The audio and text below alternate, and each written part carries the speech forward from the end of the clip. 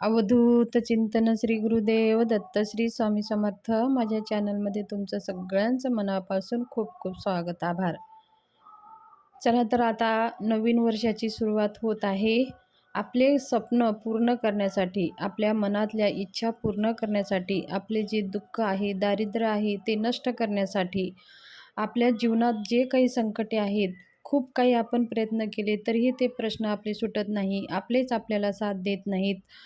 आपले ज्यावेळेस आपल्याला टाईम येतं, ज्यावेळेस आपल्यावर संकट येतात, अशा वेळेस आपलेच लोकं आपल्याला सोडून जातात. मग अशा वेळेस काय करायचं? मग अशा वेळेस कोण साथ देतं? तर ते आपले गुरु असतात, ते आपले स्वामी असतात. आणि तुम्ही कोणत्याही गुरूंना माना, त्या गुरुची तुम्ही समर्पण भावाने समर्पण व्हा.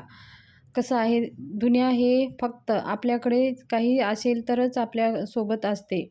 आणि जर आपल्याला संकटे आले तर ही दुनिया, ही आपले नाते, हे संबंध सगळे आपल्याला सोडून जातात.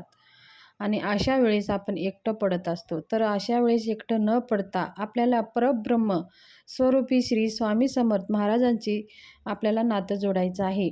श्री समर्थ ते ह्या सृष्टीचे चालक, मालक, पालक, ह्या सृष्टीला संभाळ करणारे, प्रत्येक कणाकणामध्ये समावलेले, प्रत्येक श्वासाश्वासामध्ये समावलेले, प्रत्येक हृदयामध्ये स्थान घेऊन बसलेले, विराजमान झालेले असे परब्रह्म श्री स्वामी समर्थ महाराजांची आपल्याला सेवा करायची आहे. नवीन वर्षाची सुरुवात श्री स्वामी समर्थ महाराजांच्या सेवेने आपल्याला करायची आहे.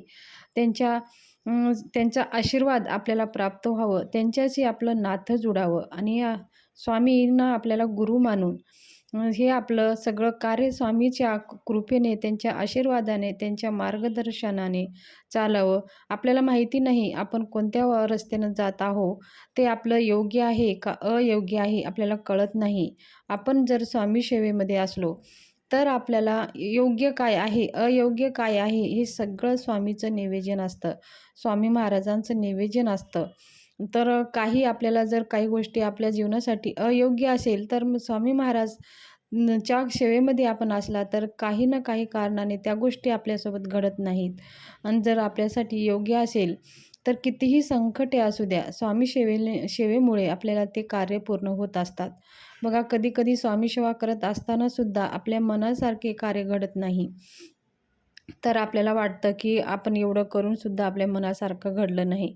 तर ह्याच्यामागचं हे कारण आहे की ते जे काही कार्य आपल्यासाठी योग्य नसेल, आपल्याला स्वामी महाराज त्या कार्यासाठी आपल्याला थांबवत असेल, हे संकेत समजून ते आनंदाने स्वीकार करून घेणं, हेच स्वामी सेवेकऱ्यांचा अनुभव आहे आणि तेच खरं आहे. तर आपल्याला नवीन वर्षाची नवीन सुरुवात स्वामी सेवेनं करायचं आहे. स्वामी सेवा म्हणजे काय, आपल्याला खूप वेळ द्यायचे नाही, काही पैसे द्यायचे नाही, न काय आपल्याला कुठं घर सोडून जायचं आहे. फक्त आपल्या घरामध्ये आपल्या स्वामी महाराजांच्या फोटो, आपल्या देवघरामध्ये स्वामी महाराजांचा फोटो स्थापना करायचा आहे. आणि श्री स्वामी समर्थ 11 माळी 3 अध्याय श्री स्वामी चरित्र सारामृताचे आणि एक वेळेस तारक मंत्र ही दररोजची नित्य सेवा आपल्याला करायची आहे. ह्या सेवेने आपण आपल्या स्वामी महाराजांशी संबंध जोडू शकतो आणि मनामध्ये भाव, श्रद्धा असणे खूप महत्त्वाचं आहे. आपल्या मनामध्ये भाव आणि श्रद्धा असेल तर आपण स्वामी महाराजांचं संबंधही जोडलं जातं आणि आपली जी काही हाक आहे, जी भावना आहे, स्वामी महाराजापर्यंत पोहोचत असते.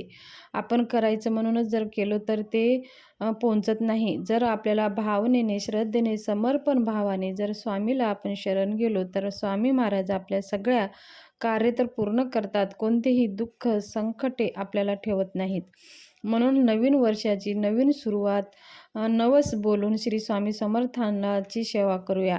आपल्याला नवस बोलायचं म्हणजे एक नारळ, खडी साखर हातात घेऊन स्वामी महाराजांना सांगायचं आहे, हे स्वामी महाराज, नवीन वर्षाची सुरुवात मी तुमच्या सेवेने करत आहे. माझ्या जीवनातले जे संकट, दुःख दूर करा आणि माझ्याकडनं तुमची सेवा करून घ्या, असं म्हणून स्वामीला विनंती करून ते नारळ ठेवून द्यायचं आहे. नंतर ते नारळ आपण घरात ठेवला असेल तर ते फोडून खायचं आहे. प्रसाद म्हणून सगळ्या लोकांनी ते खाऊन घ्यायचं आहे.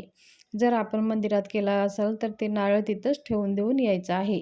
मग आपले सगळे कार्य आपल्या मनासारखं घडायला लागले स्वामी महाराजांच्या कृपेने, तर स्वामी महाराजांना जाऊन सांगायचं आहे.